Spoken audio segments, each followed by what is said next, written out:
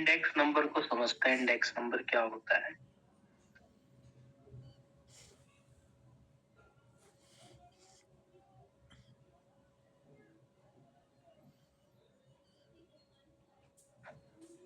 Index number are statistical measure that express changes in a variable or group of variables over a period of time, typically in relative or percentage terms. देखो, समय के साथ साथ बहुत सारी चीजें change होती हैं। आप शेयर के प्राइस लो, चेंज होते हैं। आप क्या बोलते हैं कि जो कमोडिटीज के प्राइस होते हैं, जो हम डेली बेसिस पे यूज करते हैं, वो भी over a period of time change होते हैं। मतलब कि किसी भी चीज में चेंज निश्चित है, कम हो ज्यादा हो, लेकिन हर चीज चेंज होती है, बदलती है, ठीक है, वेरी करती है। कोई भी चीज कांस्टेंट नहीं है। तो इसी चेंज को मेजर करने के लिए इंडेक्स नंबर का इस्तेमाल किया जाता है। ये चेंज किसी प्राइस से रिलेटेड हो सकता है, क्वांटिटी से रिलेटेड हो सकता है, वैल्यू से रिलेटेड हो सकता है। हम किसी एक कमोडिटी के प्राइस चेंज को निकालने की बात कर सकते हैं। हम बहुत सारे कमोडिटीज को, यानी कि हम ग्रुप ऑफ कमोडिटीज के प्राइस चेंज को निकालने की बात कर सकते हैं। बेसिकली इंडेक्स नंबर मेजर करता है percentage change over a period of time. इस समय के साथ साथ क्या बदलाव हुआ है प्राइस में, क्वांटिटी में या वैल्यू में, ठीक है। और इसका एनालिसिस करने की आवश्यकता बहुत चीजों के लिए है। जैसे एक एग्जांपल के लिए, हम अपने रोजमर्रा की लाइफ में कुछ एसेंशियल चीजों का कंजम्पशन करते हैं, जिसमें रोटी, कपड़ा, मकान जैसी चीजें होती है। इन एसेंशियल प्रोडक्ट्स के आधार पर ही कॉस्ट ऑफ लिविंग निकाली जाती है। भाई, हमारे देश में रहने वाले जो लोग हैं, उनकी कॉस्ट ऑफ लिविंग क्या है। कॉस्ट ऑफ लिविंग का मतलब कि भाई उनको अपनी जो जिंदगी है उसे सुचारू रूप से चलाने के लिए कितना खर्चा करना पड़ता है। अब वो जो कॉस्ट ऑफ लिविंग है वो समय के साथ साथ चेंज हो रही है। ऐसा तो नहीं कि मेरी कॉस्ट ऑफ लिविंग पहले 100% थी तो वो 4 साल बाद भी 100% ही रहेगी। भाई 4 साल में परचेजिंग पावर गिर गई, महंगाई दर बढ़ गई, हमारी कॉस्ट ऑफ लिविंग भी इंक्रीज हो गई। तो मैं अपनी कॉस्ट ऑफ लिविंग में चेक करना चाहता हूँ कि भाई over a period of time, जैसे पिछले 5 साल में मेरी कॉस्ट ऑफ लिविंग कितनी बढ़ गई है। अगर पिछले 5 साल में मेरी कॉस्ट ऑफ लिविंग 40% बढ़ गई है, तो गवर्नमेंट को मिनिमम वेजेस भी 40% बढ़ानी चाहिए, वरना लोग तो सरवाइव नहीं कर पाएंगे। अगर लोगों का खर्चा 40% बढ़ गया है, तो उनकी आमदनी, उनकी वेजेस भी 40% बढ़नी चाहिए। तो सरकार वेज पॉलिसी बनाने के लिए, इकोनॉमिक पॉलिसीज बनाने के लिए, मिनिमम वेज रेट फिक्स करने के लिए भी इंडेक्स नंबर का इस्तेमाल करती है। बहुत जगह इसका इस्तेमाल होता है। नेशनल इनकम निकालने के लिए भी इंडेक्स नंबर का इस्तेमाल होता है। जनरल प्राइस लेवल निकालने के लिए, ग्रोथ रेट निकालने के लिए, ठीक है ना, डेथ रेट निकालने के लिए, कंपैरिजन करने के लिए। तो हर वो चीज जो परिवर्तित होती है, चेंज होती है समय के साथ साथ, उस चेंज के मेजरमेंट के लिए हम एक स्पेशल एवरेज का इस्तेमाल करते हैं, जिसका नाम इंडेक्स नंबर है। ये इंडेक्स नंबर हमें बताता है कि किसी पर्टिकुलर प्राइस या कमोडिटी में over a period of time कितना चेंज आया है। और ये चेंज हम लोग परसेंटेज में मेजर करते हैं, एब्सोल्यूट टर्म में मेजर नहीं करते। सिंपल भाषा में अगर मैं आपको बोलूं, मान लो एक कमोडिटी है, ये सिंगल कमोडिटी की मैं बात कर रहा हूं। मान लो एक सिंगल कमोडिटी है ए, ठीक है। इस कमोडिटी का जो प्राइस था इन 2020, वो 150 रुपए था और इसी कमोडिटी का जो प्राइस है इन 2025 वो 300 रुपए। यानी कि जो चीज पहले 150 रुपए में मिलती थी 5 साल के बाद वही चीज 300 रुपए में मिल रही है। इसका मतलब कि कुछ तो चेंज आया है ना। इस पीरियड से लेके इस पीरियड तक जो चेंज आया है उस चेंज को मेजर करने के लिए हम इंडेक्स नंबर कैलकुलेट करते हैं। क्योंकि ये चेंज प्राइस से रिलेटेड है तो हम इसे प्राइस इंडेक्स नंबर कहेंगे। अगर ये चीज क्वांटिटी से रिलेटेड होती तो हम उसको क्वांटिटी इंडेक्स नंबर कहते हैं। अब ये कैसे चेंज निकालूंगा तो मैं देखूंगा आज की कीमत कितनी है। आज की कीमत को हम P1 कहेंगे। हम देखेंगे कि जिससे हम कंपैरिजन कर रहे हैं 2020 के प्राइस से 2020 का प्राइस कितना था 150 था, इसको हम P0 कहेंगे। करंट ईयर के प्राइस को P1, बेस ईयर के प्राइस को P0 और इनटू 100 कर देंगे। इनटू 100 इसलिए क्योंकि जो इंडेक्स नंबर है वो एक रिलेटिव मेजर है, परसेंटेज में निकाला जाता है। ठीक है ना। तो हमारा जो परसेंटेज में चेंज आया वो कितना आया 200% का। क्योंकि मुझे दिख भी रहा है कि भाई पिछले 5 साल मतलब 2020 के प्राइस के कंपैरिजन में 2025 की कीमतें 200% हो गई हैं। 200% हो गई हैं। यानी जो चीज पहले 100% की थी अब वो 200% की हो गई है। कौन तो मम्मा पिटाई करूंगी। अच्छा बाहर जा। तो ये हमारा इंडेक्स नंबर हो गया है ना। कौन दे दो बेटा वो ला।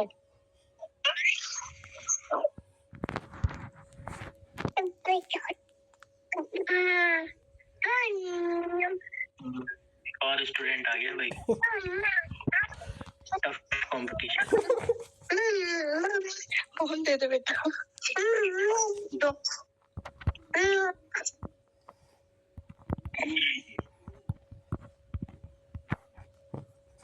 देख लो बच्चे कह रहे हैं हम निकाल के दिखाएंगे आपको एग्जाम।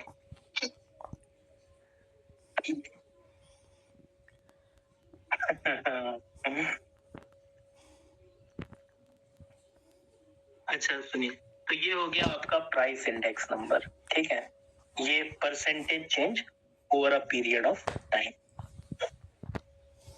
तो क्या बेसिकली क्या मेजर कर रहे हो आप? इंडेक्स नंबर के माध्यम से चेंज को मेजर कर रहे हो। कौन सा चेंज? जो over a period of time होता है। ठीक है ना।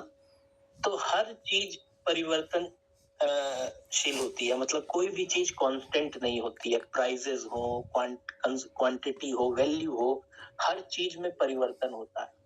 Over a period of time ये परिवर्तन कितना हुआ, ये चेंज कितना हुआ, इसी को मेजर करने के लिए इंडेक्स नंबर का इस्तेमाल किया जाता है।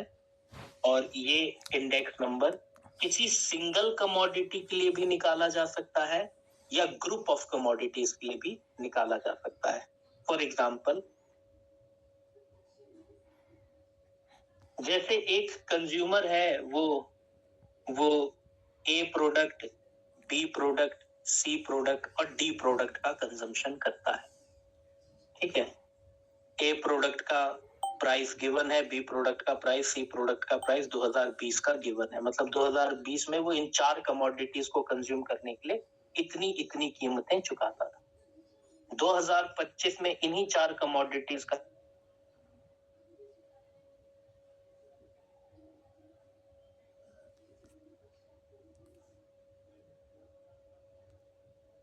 अब जैसे इसका प्राइस 150 है तो इसका 300 हो गया, तो इंडेक्स नंबर कितना आएगा?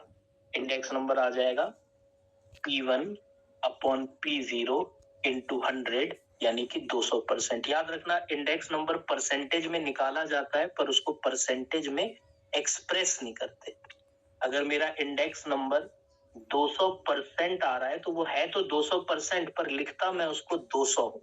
इंडेक्स नंबर एक रिलेटिव मेजर है, परसेंटेज में कैलकुलेट होता है, पर उसे परसेंटेज में एक्सप्रेस नहीं करते, वो परसेंटेज लिखने की जरूरत नहीं है। वो अंडरस्टूड है कि इंडेक्स नंबर है तो परसेंटेज में ही होगा। जब आप किसी एक आइटम के इंडेक्स नंबर को कैलकुलेट करते हो, किसी सिंगल कमोडिटी के इंडेक्स नंबर को कैलकुलेट करते हो, तो उस इंडेक्स नंबर को आप प्राइस रिलेटिव कहते हो। प्राइस रिलेटिव, रिलेटिव समझ गए ना, प्राइस से रिलेटेड परसेंटेज चेंज, ये प्राइस रिलेटिव हो गया। प्राइस का रिलेटिव मेजरमेंट, इंडेक्स नंबर क्या है? रिलेटिव मेजरमेंट, परसेंटेज में किया जाने वाला मेजरमेंट। तो ये इंडेक्स नंबर को एक सिंगल आइटम के प्राइस चेंज को प्राइस रिलेटिव कहते हैं। तो मैंने पहले आइटम का इंडेक्स नंबर यानी प्राइस रिलेटिव निकाल लिया, माना मैंने इसी तरह से दूसरे आइटम का प्राइस रिलेटिव यानी इंडेक्स नंबर निकाल लिया, तीसरे आइटम का इंडेक्स नंबर निकाल लिया, चौथे आइटम का इंडेक्स नंबर निकाल लिया। अब माना कि ये चारों आइटम्स का इंडेक्स नंबर 800 आया, तो मैंने क्या किया, सिग्मा पी आर यानी कि हर आइटम के इंडेक्स नंबर को पी आर प्राइस रिलेटिव कहते हैं, मैंने सबका इंडेक्स नंबर जोड़ा और उसको नंबर ऑफ आइटम से डिवाइड कर दिया। 800 डिवाइडेड बाय 4 यानी कि इन चारों का ओवरऑल प्राइस चेंज 200%। यानी इंडेक्स नंबर एक सिंगल कमोडिटी के लिए भी निकाला जा सकता है, ग्रुप ऑफ कमोडिटी के लिए भी निकाला जा सकता है। ये हमें over a period of time change को मेजर करके देता है, चेंज को परसेंटेज के टर्म में मेजर करके देता है। हम ये चेंज प्राइस का भी मेजर कर सकते हैं, क्वांटिटी का भी, वैल्यू का भी। इसको एक स्पेशलाइज्ड एवरेज कहते हैं। स्पेशलाइज्ड एवरेज क्यों कहा जाता है, इसको समझना बहुत ध्यान से। जैसे मान लो एक कंज्यूमर है और वो इन 4 आइटम्स का कंजम्पशन करता है, ये 4 आइटम्स का कंजम्पशन करता है कंज्यूमर, मिल्क, क्लॉथ, व्हीट और रेंट। इन चारों आइटम का 2020 का प्राइस है 10 रुपया पर लीटर, 10 रुपए पर लीटर। क्लॉथ का प्राइस है 2020 में 100 रुपए पर मीटर। व्हीट का प्राइस है 50 रुपए पर केजी। रेंट का प्राइस है 1000 रुपया पर फ्लैट। ठीक है, ये है आपका 2020 में एसेंशियल आइटम्स जो आप कंज्यूम करते हो उनके प्राइसेस। अब आपको एक चीज बताऊं, अगर मैं आपसे बोलूं कि बताओ 2020 का एक सिंगल रिप्रेजेंटेटिव कि भाई वो 4 आइटम्स में वो पैसा खर्च कर रहा है, उसका कंजम्पशन 4 चीजों का है, मिल्क, क्लॉथ, व्हीट, रेंट, वो एवरेज प्राइस कितना पे कर रहा है। तो एवरेज प्राइस हम कैसे निकालते हैं भाई, 10 plus 100 plus 50 plus 1000 divided by 4, इसको हम सिंपल एवरेज या अरिथमेटिक मीन कहते हैं। पर अगर मेरे से कोई पूछे कि यहाँ पर आप सिंपल एवरेज निकाल कर बताओ, तो यहाँ पर सिंपल एवरेज नहीं निकाला जा सकता। सिंपल एवरेज ऑफ प्राइस, कोई पूछे सिंपल एवरेज, तो simple average can not be determined. क्यों? क्योंकि ये फीजिबल ही नहीं है, नॉट फीजिबल। क्यों फीजिबल नहीं है? क्योंकि यहाँ पर जो हर प्रोडक्ट के यूनिट है वो अलग है, एक लीटर में है, एक मीटर में है, एक केजी में है, एक फ्लैट में है ना। हर प्रोडक्ट के यूनिट अलग है, हर प्रोडक्ट के अलग अलग यूनिट है, तो इनका सिंपल एवरेज आप नहीं ले सकते। सिंपल एवरेज लेने के लिए हर वैल्यू सेम यूनिट में मेजर की जानी चाहिए। जैसे अगर लीटर है तो सारे यूनिट सारी वैल्यू लीटर में होनी चाहिए, तब उसका एवरेज भी लीटर में आएगा। अगर कोई वेरिएबल की वैल्यूज आपने मीटर में मेजर की हैं तो उसकी सारी वैल्यूज मीटर में होनी चाहिए, सारी वैल्यू केजी में होनी चाहिए, तब सिंपल एवरेज निकाला जा सकता है। लेकिन अगर मैं बोलूं कि मिल्क आप खरीद रहे हो 10 रुपए पर लीटर, क्लॉथ आप खरीद रहे हो 100 रुपए पर मीटर, तो इसका एवरेज निकालो, क्योंकि यहाँ पर डिफरेंट डिफरेंट यूनिट्स में इन कमोडिटीज को मेजर किया गया है। सिंपल एवरेज नहीं निकाला जा सकता। तो मैं कैसे पता लगाऊं, एक सिंगल फिगर कैसे कैलकुलेट करूं? सिंगल फिगर क्या होता है? एक एवरेज होता है जो रिप्रेजेंट करता है कि यार ये व्यक्ति अपनी एसेंशियल चीजों पर ऑन एन एवरेज कितना पैसा खर्च कर रहा है। तो इसके लिए हम लोग एक स्पेशलाइज्ड एवरेज कैलकुलेट करते हैं। यहां पर हमको जरूरत पड़ेगी एक स्पेशलाइज्ड एवरेज की, और इस स्पेशलाइज्ड एवरेज को कहते हैं इंडेक्स नंबर। तो इंडेक्स नंबर को एक स्पेशलाइज्ड एवरेज इसलिए कहा जाता है क्योंकि जहां पर सिंपल एवरेज निकालना पॉसिबल नहीं, वहां इंडेक्स नंबर आपको एक सिंगल फिगर देता है जो इस पूरे डेटा सेट को रिप्रेजेंट करेगा। वो आपको बताएगा कि ये व्यक्ति ऑन एन एवरेज कितना खर्च करता है इन एसेंशियल प्रोडक्ट्स पर।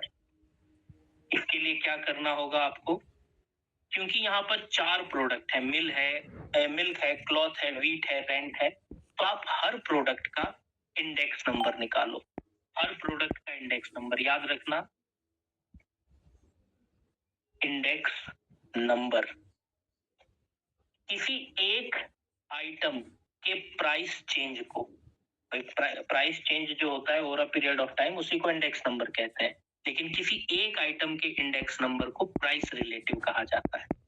जैसे अगर मैं सिर्फ मिल्क का इंडेक्स नंबर निकालूं कि भाई मिल्क का प्राइस 2020 में इतना था, 2025 में इतना है, तो बताओ over a period of 5 years milk के प्राइस में कितना चेंज आया, तो उस चेंज को इंडेक्स नंबर कहा जाएगा। क्योंकि इंडेक्स नंबर एक कमोडिटी के लिए निकाला जा रहा है, तो आप उस इंडेक्स नंबर को प्राइस रिलेटिव भी कह सकते हो। इंडेक्स नंबर, प्राइस रिलेटिव एक ही बात है, याद रखना। Index number for a single price change, ठीक है ना। किसी एक आइटम के प्राइस चेंज को प्राइस रिलेटिव कहते हैं। ये चीज अभी नीचे लिखवाई भी है, तो यहाँ पर बस इतना समझ लो, इंडेक्स नंबर और प्राइस रिलेटिव एक ही चीज है। कैसे निकलता है इंडेक्स नंबर?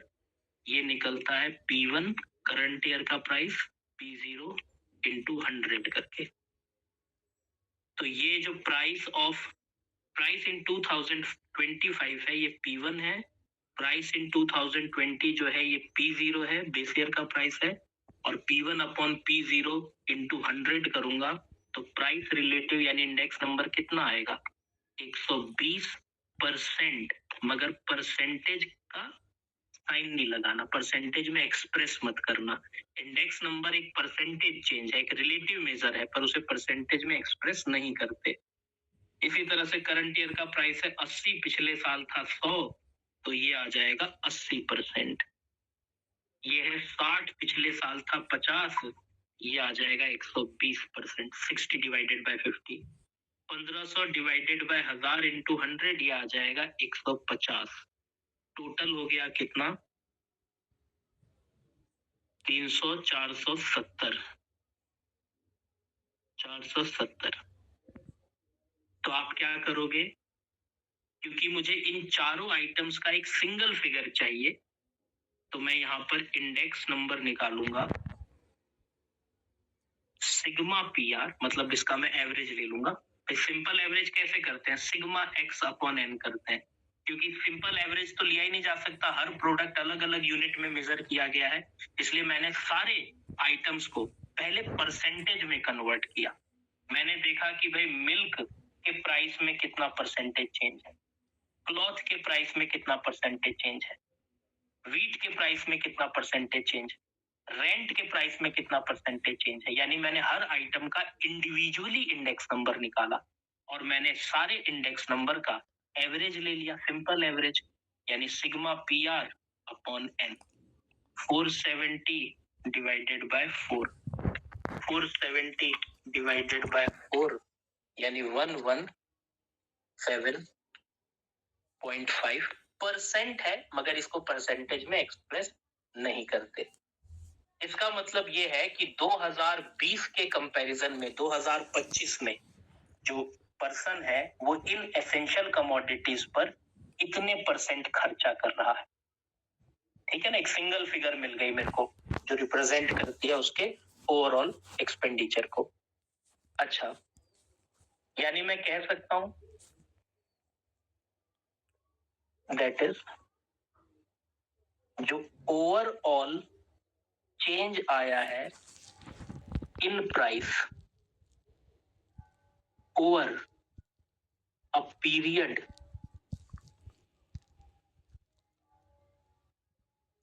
ऑफ 5 years, इन 5 सालों में 2020 से लेके 25 में जो प्राइस में चेंज आया है वो आया है 17.5%। क्योंकि देखो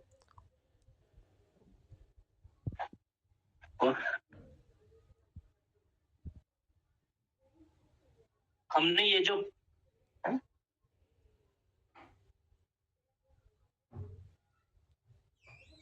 कैसे गया यार सारा,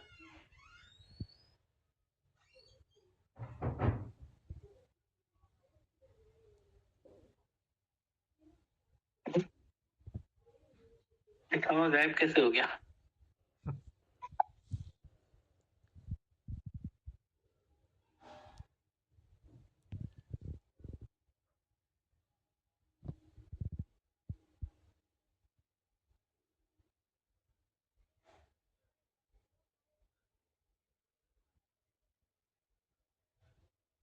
कितना आ रहा था ये? 80, 120, 150, 470।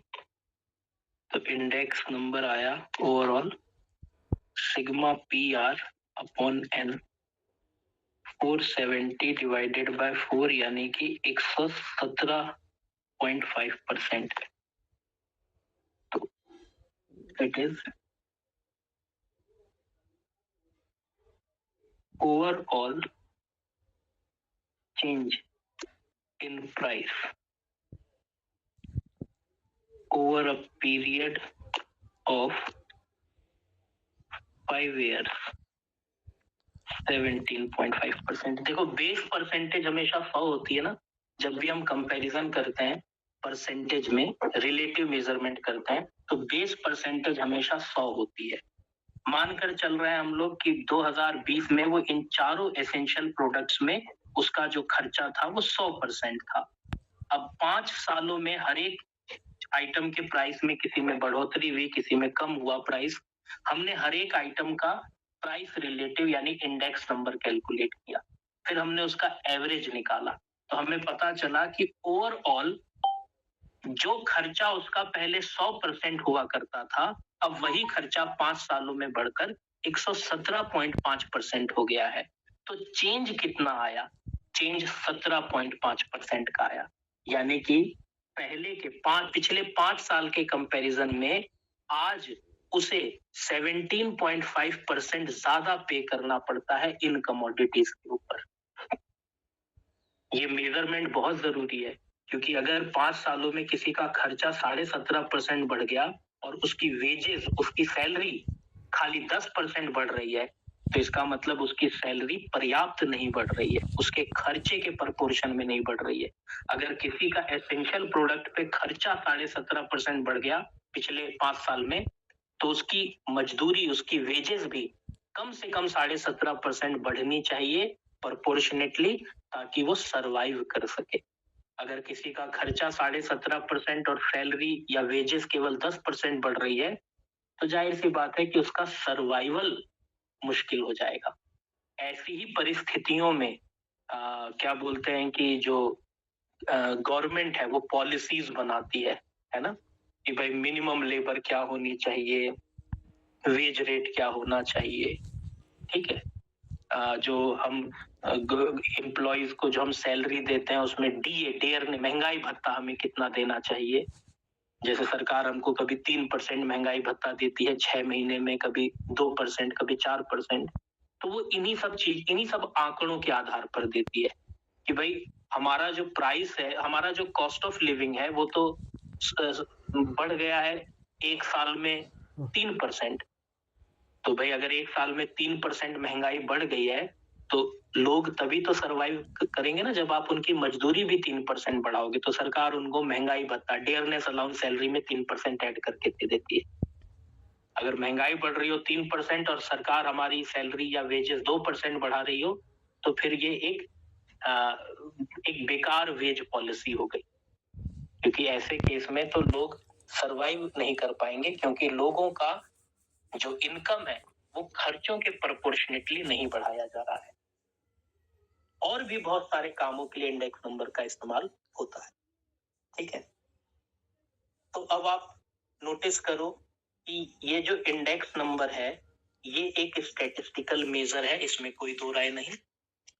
ये किस तरह का मेजरमेंट करता है? ये चेंज को मेजर करता है। ठीक है ना, ये चेंज को, कि किसी भी प्राइस में, क्वांटिटी में, वैल्यू में समय के आधार पर जो चेंज आया है उस चेंज को ये मेजर करता है। जैसे डिस्पर्जन, डेविएशन को मेजर करता है। ठीक है ना, स्क्यूनेस आपका जो है वो क्या बोलते हैं कि जो डायरेक्शन है उसको मेजर करता है। कोरिलेशन जो है इंटर रिलेशनशिप को मेजर करता है। वैसे इंडेक्स नंबर चेंज को मेजर करता है, ये भी एक स्टैटिस्टिकल मेजर है। ये जो चेंज है ये एक वेरिएबल के लिए भी निकाला जा सकता है या ग्रुप ऑफ वेरिएबल के लिए भी निकाला जा सकता है। अगर मैं केवल क्या बोलते हैं कि मिल्क के प्राइस का चेंज कैलकुलेट करूं तो ये सिंगल वेरिएबल हो गया। और जब मैं ये देखो, ये मेरा बास्केट हो गया ना, मेरे बास्केट में मिल्क डाला, क्लॉथ डाला, व्हीट डाला, रेंट डाला, और मैंने इन चारों का ग्रुप ऑफ वेरिएबल्स का, यानी इस बास्केट का मैंने ओवरऑल प्राइस चेंज कैलकुलेट किया।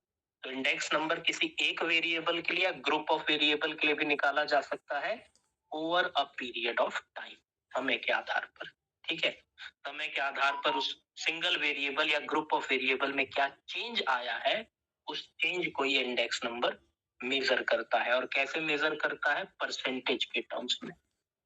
ठीक है ना, परसेंटेज के टर्म्स में, एब्सोल्यूट टर्म्स में नहीं। एब्सोल्यूट टर्म क्या होता है कि भाई अगर मिल्क का प्राइस पहले 10 रुपए था, 12 रुपए हो गया, तो मैं बोलूंगा कितना चेंज आया, तो आप बोलोगे 2 रुपए का चेंज आया। ये 2 रुपया तो एब्सोल्यूट फिगर हो गई, एब्सोल्यूट नंबर हो गया। हमको ये मेजरमेंट रिलेटिव वे में करना है, परसेंटेज वाले टर्म्स में करना है। ठीक है ना, तो ये स्टैटिस्टिकल मेजर है जो चेंज को मेजर करता है over a period of time. ठीक है, या तो एक वेरिएबल में आने वाले चेंजेस को या ग्रुप ऑफ वेरिएबल में आने वाले चेंजेस को। यानी ये एक सिंगल फिगर में पूरे डेटा सेट को रिप्रेजेंट करता है। इसको स्पेशलाइज्ड एवरेज कहा जाता है। मैंने आपको बताया कि स्पेशलाइज्ड एवरेज क्यों है, क्योंकि ये साधारण एवरेज की तरह नहीं होता। ये भी एक सिंगल फिगर है ना, देखो ये 117.5 इस पूरे बास्केट को रिप्रेजेंट कर रहा है ना। ये कस्टमर इस पूरे बास्केट में, इस पूरे ग्रुप ऑफ वेरिएबल्स पर ओवरऑल 117.5% का प्राइस पे कर रहा है। ठीक है ना, यानी कि पिछले 5 साल के कंपैरिजन में 17.5% ज्यादा वो प्राइस पे कर रहा है। तो भाई एक सिंगल फिगर जो पूरे डेटा सेट को रिप्रेजेंट करती है उसी को तो एवरेज कहते हैं। तो इंडेक्स नंबर भी एक एवरेज है, मगर थोड़ा सा स्पेशलाइज्ड एवरेज है, साधारण एवरेज नहीं है। क्योंकि जहां पर साधारण एवरेज नहीं निकाला जा सकता, जैसे कि आप नोटिस कर सकते हो कि यहाँ पर मैं सिंपल एवरेज मैंने क्यों मना किया कि क्यों नहीं निकल सकता, क्योंकि यहाँ पर हर कमोडिटी के यूनिट्स अलग। ऐसी परिस्थिति में सिंपल एवरेज उसका नहीं निकाला जा सकता। तो ऐसी परिस्थिति में हम कैसे वो सिंगल फिगर निकालें जो इस पूरे डेटा सेट को रिप्रेजेंट करे? तो उसके लिए हम इंडेक्स नंबर की मदद लेते हैं। हम हर इंडिविजुअल आइटम का प्राइस चेंज कैलकुलेट करते हैं, यानी कि हम हर एक इंडिविजुअल आइटम के प्राइस चेंज को पहले परसेंटेज में कन्वर्ट करते हैं और उस परसेंटेज में कन्वर्ट करने के बाद उसका एवरेज लेते हैं। तो ले तो हम एवरेज ही रहे हैं ना भाई, sigma P R upon N ये है तो एवरेज ही ना, मगर ये एवरेज हर आइटम के प्राइस को पहले परसेंटेज में कन्वर्ट किया, फिर हमने ये एवरेज लिया। तो ये थोड़ा सा अलग तरह का एवरेज है, इसीलिए हम इसको स्पेशलाइज्ड एवरेज कह रहे हैं। ये साधारण तरीके से कैलकुलेट होने वाला एवरेज नहीं है। ठीक है ना, ये स्पेशलाइज्ड एवरेज है that allow for comparison of data that may not be directly measurable due to difference in units or complexity. Difference in units, ठीक है ना, यानी कि जिसका आप सीधे सीधे एवरेज निकाल कर आप उसमें कंपैरिजन नहीं कर सकते थे, इसलिए हमने क्या किया, उसको पहले परसेंटेज में कन्वर्ट करके इंडेक्स नंबर के माध्यम से उसका एवरेज निकाला, ठीक है ना। जैसे अगर मैं बोलूं कि यार सिंपल एवरेज पे कंपैरिजन कर लो ना, अगर आपको यही चाहिए कि भाई ये जो कस्टमर, ये जो कंज्यूमर है, ये इन कमोडिटीज पर कितना प्राइस पे कर रहा था 2020 में और कितना प्राइस पे कर रहा है 2025 में, तो आप कहेंगे सिंपल है, 10 plus 100 plus 50 plus 1000 divided by 4, यहाँ पर एवरेज आ रहा है 290, और यहाँ पर एवरेज निकालूंगा तो 12 plus 80 plus 60 plus 150 plus 1500 divided by 4, यहाँ पर एवरेज आ रहा है 413। तो भाई ये एवरेज में कंपैरिजन कर लो कि पहले एवरेज प्राइस इतना था, अब एवरेज प्राइस इतना है, पर ये नहीं निकाला जा सकता ना, एवरेज डिफरेंट यूनिट्स का कैलकुलेट नहीं हो सकता। यहाँ पे हर वेरिएबल को अलग अलग यूनिट में एक्सप्रेस किया गया है, इसलिए साधारण सिंपल एवरेज निकालना पॉसिबल नहीं है। इसीलिए हमने क्या किया, पहले इस डेटा को पहले परसेंटेज में कन्वर्ट किया प्राइस चेंज के माध्यम से। हमने देखा कि पिछले साल का प्राइस और इस साल का प्राइस क्या है, और हमने इस डेटा को परसेंटेज में कन्वर्ट किया, उसी को इंडेक्स नंबर या प्राइस रिलेटिव कहते हैं। हमने हर आइटम का प्राइस रिलेटिव कैलकुलेट किया, यानी उसको परसेंटेज में चेंज किया, और फिर उसके बाद उसका एवरेज निकाला। इसलिए कहा कि ये एक स्पेशलाइज्ड एवरेज, जो कब काम आता है, जब आपके अलग अलग कमोडिटीज अलग अलग यूनिट्स में मेजर किए गए हो, जब सिंपल एवरेज निकालना बहुत कॉम्प्लेक्स हो जाए, तब फिर ये काम आता है। जो मैंने नीचे बात बताई वही इस एग्जांपल में भी लिखी हुई है, to assess the overall price change of a basket of goods, यही है बास्केट, इसी को हम कहेंगे बास्केट। बास्केट बोल लो या आप बोल लो ग्रुप ऑफ वेरिएबल्स, ठीक है ना। तो जो ओवरऑल प्राइस चेंज होता है बास्केट ऑफ गुड्स का, यानी कि जो आपके जो ग्रुप ऑफ वेरिएबल्स होते हैं जिसमें अलग अलग गुड्स हैं, जैसे फूड है, क्लॉथ है, हाउसिंग है, etcetera, a simple average of their prices is not feasible due to different units। उनका सिंपल एवरेज नहीं निकाला जा सकता क्योंकि हर कमोडिटी को अलग अलग यूनिट्स में मेजर किया जाता है। इंडेक्स नंबर इन सब को परसेंटेज चेंज में कन्वर्ट करता है, मतलब इन सबको एक स्टैंडर्डाइज फॉर्म में कन्वर्ट करता है। वो स्टैंडर्डाइज फॉर्म क्या है, परसेंटेज। मैंने मिल्क के प्राइस चेंज को भी परसेंटेज में कन्वर्ट कर दिया, मैंने क्लॉथ के प्राइस चेंज को भी परसेंटेज में कन्वर्ट कर दिया, वीट को भी, रेंट को भी, सबको मैंने परसेंटेज में कन्वर्ट कर दिया, और अब मैंने उसका एवरेज ले लिया। तो इंडेक्स नंबर क्या करता है, सबको एक स्टैंडर्डाइज्ड फॉर्म में कन्वर्ट कर देता है, जिसको परसेंटेज हम कहेंगे, ठीक है ना, और उसके बाद वो उसका एवरेज ले लेता है। तो जहां पर सिंपल एवरेज लेना असंभव होता है, वहां पर इंडेक्स नंबर आपको वो सिंगल रिप्रेजेंटेटिव कैलकुलेट करके बताता है, इसीलिए हम इसको स्पेशलाइज्ड एवरेज भी कहते हैं। तो क्या है इंडेक्स नंबर, अभी तक की बातों से, इंडेक्स नंबर एक स्टैटिस्टिकल मेजर है जो एक्सप्रेस करता है चेंजेस को over a period of time, कि समय के साथ साथ क्या चेंजेस हुए हैं, किन चीज में, प्राइस में, कमोडिटीज में, वैल्यू में, ठीक है, एक वेरिएबल के चेंज को या ग्रुप ऑफ वेरिएबल यानी बास्केट के चेंज को, ठीक है ना। ये एक स्पेशलाइज्ड एवरेज होता है, क्यों, क्योंकि जब कमोडिटीज अलग अलग यूनिट्स में मेजर की जाती हैं, जब सिंपल एवरेज निकालना संभव नहीं होता, तो आपको इंडेक्स नंबर वो सिंगल फिगर आपको निकाल कर बताता है, वो रिप्रेजेंटेटिव आपको निकाल कर बताता है, जो इस डेटा सेट का एनालिसिस करने में आपको हेल्प करेगा।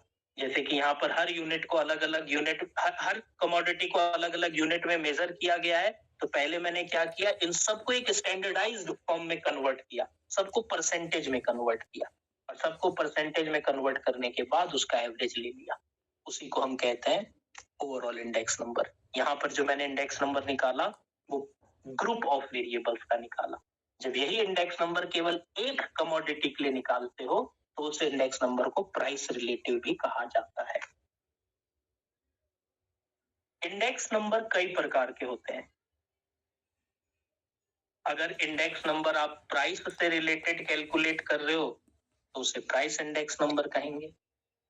मतलब जो चेंज आप मेजर कर रहे हो वो प्राइस से रिलेटेड है तो प्राइस इंडेक्स नंबर, जो चेंज आप मेजर कर रहे हो वो क्वांटिटी से रिलेटेड है तो क्वांटिटी इंडेक्स नंबर, जो चेंज आप मेजर कर रहे हो वो प्राइस इनटू क्वांटिटी यानी टोटल वैल्यू से रिलेटेड है तो उसको टोटल वैल्यू इंडेक्स नंबर कहेंगे।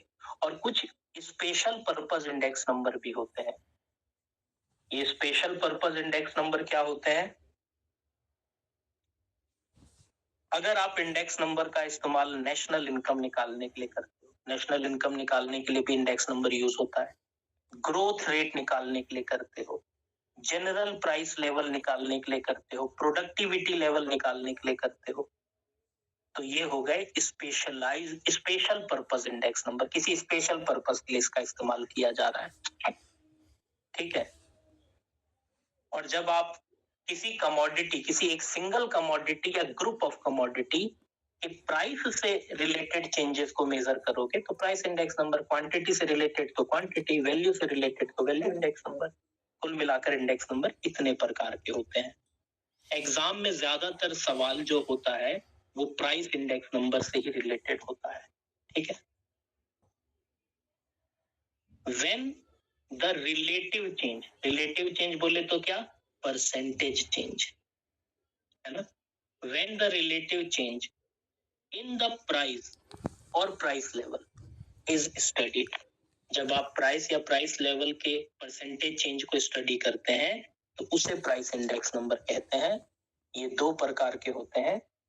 एक होता है होलसेल प्राइस इंडेक्स नंबर, इसका इस्तेमाल कमर्शियल पर्पस के लिए होता है, और एक होता है आपका रिटेल प्राइस इंडेक्स नंबर, ठीक है ना। इसका इस्तेमाल रिटेल इंडस्ट्री के लिए होता है। तो होलसेल इंडस्ट्री के लिए wholesale price index number, retail industry के लिए रिटेल प्राइस इंडेक्स नंबर। याद रखना, रिटेल प्राइस इंडेक्स नंबर को ही cost of living index number भी बोलते हैं, क्योंकि जो कंज्यूमर्स होते हैं उनको जो कमोडिटीज उपलब्ध होती है मार्केट में वो रिटेल प्राइस पर होती है। तो जब हम एक कस्टमर की कॉस्ट ऑफ, एक कंज्यूमर की कॉस्ट ऑफ लिविंग कैलकुलेट करते हैं, हम जानना चाहते हैं कि भाई मेरी इकोनॉमी में जो लोग रहते हैं वो अपने सर्वाइवल के लिए जो खर्चा करते हैं वो कितना करते हैं, उनकी कॉस्ट ऑफ लिविंग क्या है। तो कॉस्ट ऑफ लिविंग हमेशा रिटेल प्राइस इंडेक्स नंबर से मेजर की जाती है, होलसेल प्राइस इंडेक्स नंबर से नहीं। ये व्यापारियों के लिए है, ये कंज्यूमर्स के लिए, ठीक है। तो प्राइस इंडेक्स नंबर बेसिकली दो प्रकार के होते हैं, होलसेल प्राइस इंडेक्स नंबर और रिटेल प्राइस इंडेक्स नंबर, जिसको cost of living index number भी कहते हैं। जब हम प्राइस चेंज निकालते हैं किसी सिंगल कमोडिटी के लिए, सिंगल कमोडिटी मान लो मैं प्राइस चेंज निकाल रहा हूँ राइस का, मैं प्राइस चेंज निकाल रहा हूँ व्हीट का, मैं प्राइस चेंज निकाल रहा हूँ किसी भी वेरिएबल का, जैसे सेल्स का, शेयर्स का, कुछ भी, अगर मैं किसी भी पर्टिकुलर आइटम का प्राइस चेंज कैलकुलेट करूंगा तो उसको हम लोग प्राइस रिलेटिव कहते हैं। याद रखना, प्राइस रिलेटिव इंडेक्स नंबर एक ही बात है, किसी एक आइटम, किसी सिंगल कमोडिटी के इंडेक्स नंबर को यानी प्राइस चेंज को प्राइस रिलेटिव कहते हैं। तो price relative is nothing but a index number for a single commodity. जैसे मैंने ऊपर एग्जांपल में देखो बताया, जब मैं मिल्क का प्राइस चेंज निकाल रहा था तो मैं उसको प्राइस रिलेटिव कह रहा था, क्योंकि एक सिंगल आइटम के प्राइस चेंज को प्राइस रिलेटिव कहते हैं। प्राइस रिलेटिव मतलब इंडेक्स नंबर ही होता है। फिर मैंने इसका भी प्राइस रिलेटिव निकाला, इसका भी प्राइस रिलेटिव निकाला, इसका भी प्राइस रिलेटिव निकाला, और सब प्राइस रिलेटिव का एवरेज ले लिया। तो ये जो एवरेज आया ये पूरे बास्केट को रिप्रेजेंट करता है, ठीक है ना। ये स्पेशलाइज्ड एवरेज क्यों है? क्योंकि यहाँ पर मैंने पूरे डेटा को पहले परसेंटेज में कन्वर्ट किया, प्राइस रिलेटिव में कन्वर्ट किया, फिर उसका एवरेज लिया। सीधे सीधे एवरेज क्यों नहीं लिया? क्योंकि हर आइटम डिफरेंट यूनिट्स में मेजर किया गया है। It is defined as the ratio of the price of a single commodity in the current year to its price in the base year। ठीक है ना? ये क्या आपको बता रहा है? ये बता रहा है कि जो भी एक सिंगल कमोडिटी का करंट ईयर में जो प्राइस था और बेस ईयर में जो प्राइस था, ये उसके रेशो को डिफाइन करता है। रेशो क्या होता है? अगर मैं बोलूं ए और बी का रेशो निकालो तो ए इज टू बी या ए डिवाइडेड बाय बी। भाई रेशो को परसेंटेज में भी एक्सप्रेस कर सकते हैं, रेशो कई तरह से एक्सप्रेस हो सकता है ना। जैसे अगर मैं बोलूं कि एक्स और वाई के बीच में रेशो निकालो तो मैं बोलूंगा एक्स इज टू वाई या एक्स अपॉन वाई। इसी तरह से मैं बोलूं अगर कि प्राइस ऑफ करंट ईयर और प्राइस ऑफ बेस ईयर में रेशो निकालो, तो प्राइस ऑफ करंट ईयर और प्राइस ऑफ बेस ईयर में रेशो कैसे निकलेगा? इसको डिवाइड कर दोगे, है ना। भाई प्राइस ऑफ करंट ईयर को क्या बोलते हैं? P1। Price of base year को क्या बोलते हैं? P0। तो मैं ये जो कर रहा हूँ P1 डिवाइडेड बाय P0, ये क्या है? ये रेशो है ना। और इसी रेशो को इंडेक्स नंबर बोलते हैं, क्योंकि ये सिंगल कमोडिटी के लिए मैं बोल रहा हूं, तो सिंगल कमोडिटी के इंडेक्स नंबर को प्राइस रिलेटिव कहते हैं। याद रखना, price relative is nothing but price index number. Price index number को ही प्राइस रिलेटिव कहते हैं, क्योंकि ये सिंगल आइटम के लिए कैलकुलेट किया जा रहा है, इसलिए मैंने इसे प्राइस रिलेटिव कहा। तो क्या मैं प्राइस रिलेटिव को ऐसे डिफाइन कर सकता हूं कि price relative is the ratio of price of current year and price of a single commodity। एक सिंगल कमोडिटी के करंट ईयर के प्राइस और बेस ईयर के प्राइस के रेशो को प्राइस रिलेटिव कहते हैं। और क्योंकि ये प्राइस रिलेटिव परसेंटेज में मेजर किया जाता है, इसलिए इसको इनटू 100 कर दिया, क्योंकि जो भी इंडेक्स नंबर है वो परसेंटेज में मेजर किया जाता है। तो ये प्राइस रिलेटिव का फॉर्मूला हो गया, परिभाषा भी हो गई। ठीक है, ये हो गया प्राइस इंडेक्स नंबर। और प्राइस इंडेक्स नंबर के बहुत सारे फॉर्मूले अलग अलग विद्वानों ने दिए हैं, हम आगे चल के पढ़ेंगे। अभी तो हम समझ रहे हैं कि भाई इंडेक्स नंबर कितने प्रकार के होते हैं। ये प्राइस इंडेक्स नंबर होता है। भाई इंडेक्स नंबर क्या है? एक स्टैटिस्टिकल मेजर है जो चेंज को मेजर करता है over a period of time. वो चेंज, अगर आप प्राइस का चेंज मेजर कर रहे हो तो प्राइस इंडेक्स नंबर, क्वांटिटी का मेजर कर रहे हो तो क्वांटिटी इंडेक्स नंबर। इसी तरह से when the relative change, क्या होता है रिलेटिव चेंज? यानी percentage change. Percentage change in the quantity is studied. अगर आप परसेंटेज चेंज कैलकुलेट कर रहे हो, क्वांटिटी मतलब कि आप देखना चाहते हो कि भाई पहले कंजम्पशन कितने यूनिट का होता था, अब कंजम्पशन कितने यूनिट का होता है। जैसे मान लो कि पहले मैं 100 यूनिट का कंजम्पशन करता था, अब मेरा कंजम्पशन 150 यूनिट का हो गया है। जैसे इलेक्ट्रिसिटी की ही बात करते हैं, पहले मेरे इलेक्ट्रिसिटी का कंजम्पशन 100 यूनिट का होता था, लेकिन over a period of time अब लोगों की जरूरतें बढ़ गई हैं। पहले एसी लग्जरी होती थी, अभी एसी नेसेसिटी हो गई है ना। आपका पहले क्या बोलते हैं कि फ्रिज और ये आपका क्या बोलते हैं जो चिमनी वगैरह, ये सब लग्जरी होते थे, अब तो ये नेसेसिटी है, हर घर में पाए जाते हैं। तो पहले उतना कंजम्पशन नहीं होता था, अभी ज्यादा कंजम्पशन होता है। पहले मैं इतने यूनिट का कंजम्पशन करता था, अब मैं इतने यूनिट का कंजम्पशन करता हूं। तो बताओ मेरे कंजम्पशन में कितना चेंज आया है परसेंटेज के टर्म्स में। तो क्योंकि ये जो चेंज है मैं क्वांटिटी का कैलकुलेट कर रहा हूं, तो इसलिए ये क्वांटिटी इंडेक्स नंबर कहलाएगा। प्राइस से रिलेटेड चेंज को मेजर करता तो प्राइस इंडेक्स नंबर होता। इससे हमें क्या पता चलता है कि भाई जो कंज्यूमर है उनकी कंजम्पशन में कितना चेंज आया है, कंजम्पशन बढ़ी है, घटी है, पहले से ज्यादा कंजम्पशन हो रहा है, पहले से कम कंजम्पशन हो रहा है ना। इससे इससे जो हमारे जो विक्रेता हैं, जो मैन्युफैक्चरर्स हैं, उनको भी आसानी होती है ये एनालाइज करने में कि उनको अपना वॉल्यूम ऑफ प्रोडक्शन कितना रखना है, उन्हें कितने यूनिट का प्रोडक्शन करना है। क्योंकि जब उनको पता चलेगा कि यार लोगों की कंजम्पशन 20% बढ़ी है, तो मैन्युफैक्चरर को भी अपना प्रोडक्शन 20% बढ़ाना होगा। हमारे एग्रीकल्चर में भी 20% का ग्रोथ होना चाहिए उस डिमांड को पूरा करने के लिए, ठीक है ना। अदरवाइज लोगों की जरूरतें बढ़ रही हैं, उनकी डिमांड बढ़ रही है, लेकिन सप्लाई बढ़ ही नहीं रही। तो कई तरह की इकोनॉमिक पॉलिसीज में, इंडस्ट्रियल पॉलिसीज में, जो इंडिविजुअल जो बिजनेस पॉलिसीज में इन सब मेजरमेंट्स का इस्तेमाल होता है।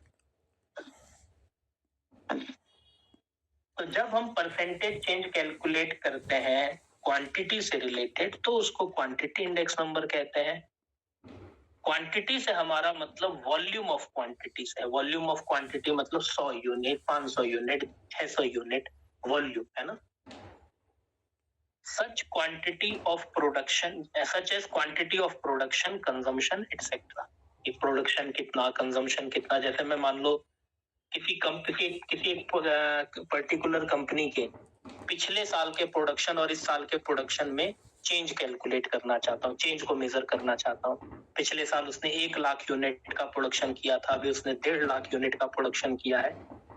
तो यहाँ पर जो मैं चेंज मेजर कर रहा हूँ वो क्वांटिटी का कर रहा हूँ, वॉल्यूम ऑफ क्वांटिटी का। कि भाई पहले वो 1 लाख यूनिट का प्रोडक्शन करता था, अब वो 1.5 लाख यूनिट का प्रोडक्शन करता है।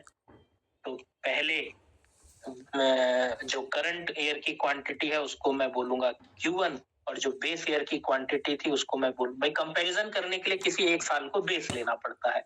जिसको बेस लिया उस साल प्रोडक्शन 1 लाख यूनिट का था, आज प्रोडक्शन 1.5 लाख यूनिट का है, तो बताओ क्या चेंज आया है। यहाँ पर जो मैं चेंज मेजर करूंगा उसको क्वांटिटी इंडेक्स नंबर कहेंगे। और क्वांटिटी इंडेक्स नंबर कैलकुलेट करने का तरीका वैसा ही है जैसे प्राइस इंडेक्स नंबर करने का है। जैसे एक सिंगल आइटम के प्राइस चेंज को प्राइस रिलेटिव कहते हैं, एक सिंगल आइटम के क्वांटिटी चेंज को क्वांटिटी रिलेटिव कहते हैं। कैसे निकलता है, Q1 अपॉन Q0 इंटू 100 इसलिए क्योंकि ये परसेंटेज में निकाला जाता है। QR का मतलब क्या है यहाँ पर, यह है हमारा quantity index number for a single commodity. Q1 क्या है, यह है quantity of current year. Q0 क्या है, यह है क्वांटिटी ऑफ बेस ईयर। ठीक है, याद रखना हमें ज्यादातर डील करना है पूरे चैप्टर में प्राइस इंडेक्स नंबर के साथ। तो शुरुआत में बता रहा हूं कि प्राइस इंडेक्स नंबर या क्वांटिटी इंडेक्स नंबर या टोटल वैल्यू इंडेक्स नंबर क्या होता है, ठीक है ना। ज्यादातर हमको इस चैप्टर में प्राइस इंडेक्स नंबर के साथ डील करना है। इसी तरह से टोटल वैल्यू इंडेक्स नंबर क्या होता है, जब आप एक कमोडिटी के टोटल वैल्यू में आए चेंजेस को स्टडी करते हो, ठीक है ना, तो उसको हम टोटल वैल्यू इंडेक्स नंबर कहते हैं। तो total value of index number defined as the product of price and quantity. यानी टोटल वैल्यू क्या होता है, टोटल वैल्यू होता है प्राइस,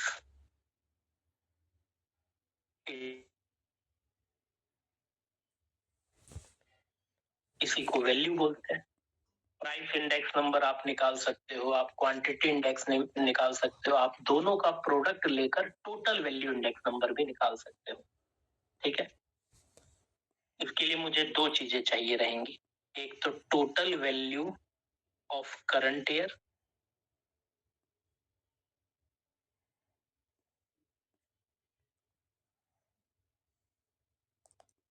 करंट ईयर का प्राइस क्या होता है P1, करंट ईयर की क्वांटिटी क्या होती है Q1, तो P1 इंटू Q1 हो जाएगा total value of current year और total value of base year. Base year वो ईयर है जिस ईयर से आप कंपैरिजन कर रहे हो परसेंटेज चेंज कैलकुलेट करने की। तो बेस ईयर का प्राइस P0, बेस ईयर की क्वांटिटी Q0, तो P0 Q0 यानी इसके प्रोडक्ट को हम बोलेंगे total value of the base year. तो इंडेक्स नंबर कैसे निकलेगा?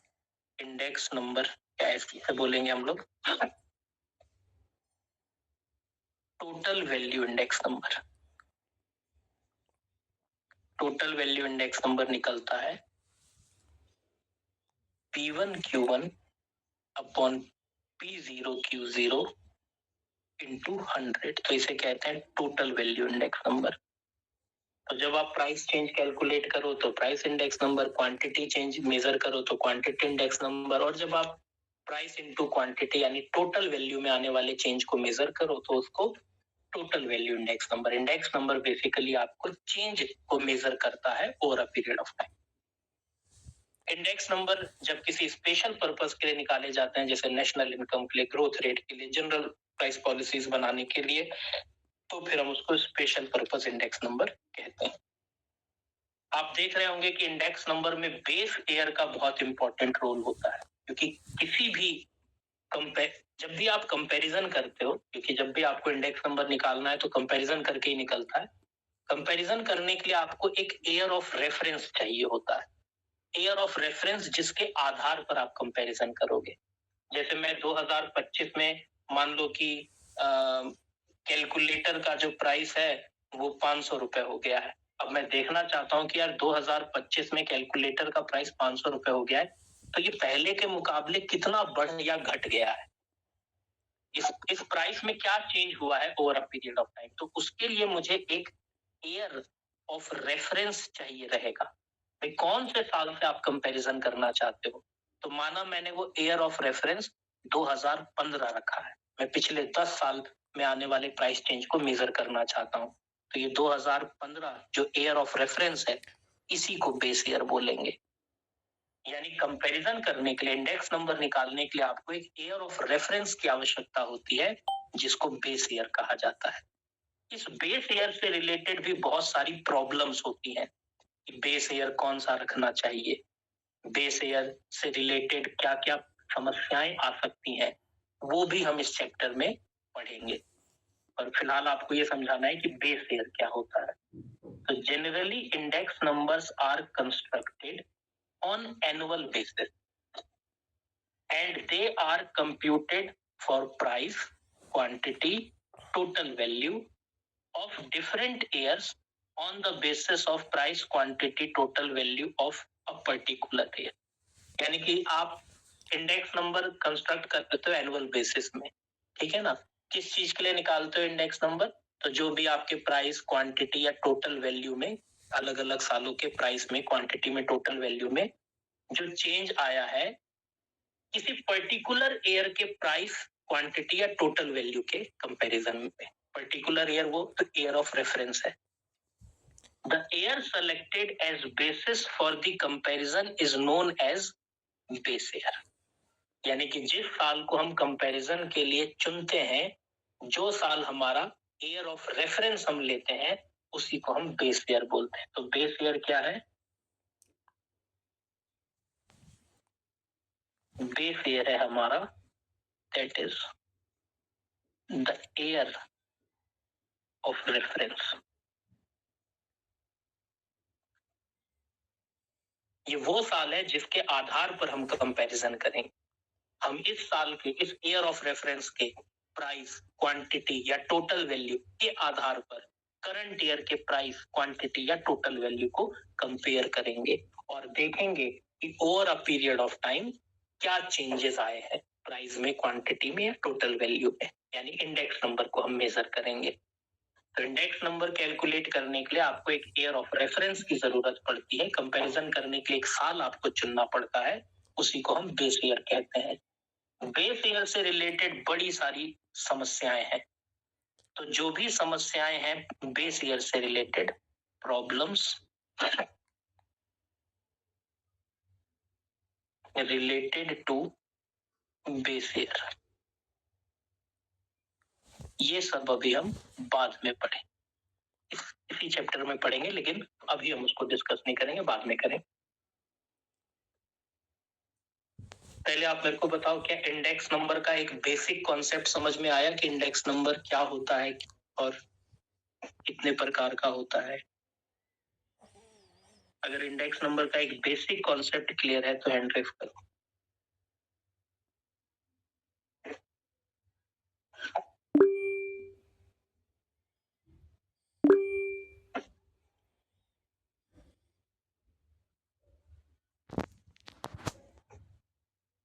अच्छा, एक कल ना आप ही के बैच में एक आता है अभिषेक करके, उसके भाई की कल शादी है। मेरे को बहुत बार बोल दिया मुझे कल उसकी शादी में जाना होगा शाम को, उसके भाई की शादी में। तो मैं चाह रहा था कल मैं सुबह पढ़ा देता हूँ।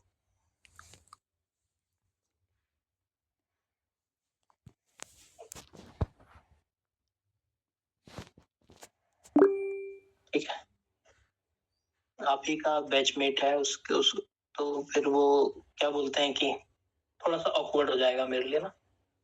उसने मेरे को इतने दिनों से इनवाइट किया और जिस दिन उसका रिसेप्शन है मैं उस दिन पढ़ा रहा हूँ, है ना। तो मैं चाहता हूँ कि ये कल मैं सुबह पढ़ा दूँ, है ना। शाम को थोड़ा सा मैं उसकी शादी अटेंड करना चाह रहा हूँ।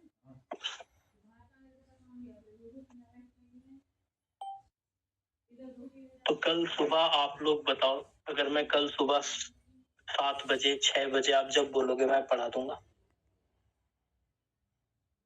7 के बाद नहीं, बस नहीं 8 लेट हो जाएगा। 8 मुझे ऑफिस भी जाना है ना कल। कल की टेंशन है। 6:30 कर लेते हैं, 6:30 कर लेते हैं, 6:30 डन। ठीक है, 6:30 बजे मैं कल इसी चैप्टर को कंटिन्यू कर लूंगा। अभी ग्रुप में भी बता दूंगा कि कल 6:30 बजे आना है। ठीक है,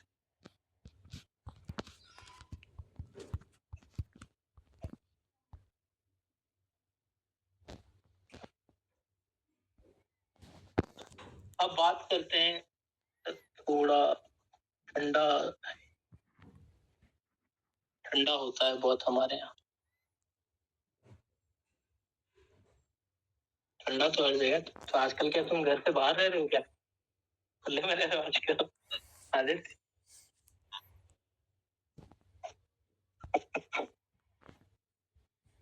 इतना भी ठंडा हो सुबह तो उठना ही पड़ेगा। रजाई लेके बैठो, कभी कभी की बात है।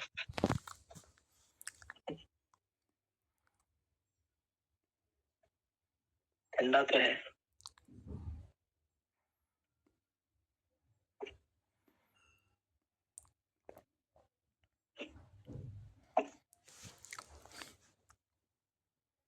Method of constructing index number. Index number को निकालने के क्या मेथड्स होते हैं? अब हम इंडेक्स नंबर कैसे कैलकुलेट करते हैं वो मैं बताने जा रहा हूँ। मैंने अभी बेसिक सी चीजें बताई इंडेक्स नंबर के बारे में, और ये सब काम किए हैं। आप इसको जरूर रिवाइज कीजिएगा।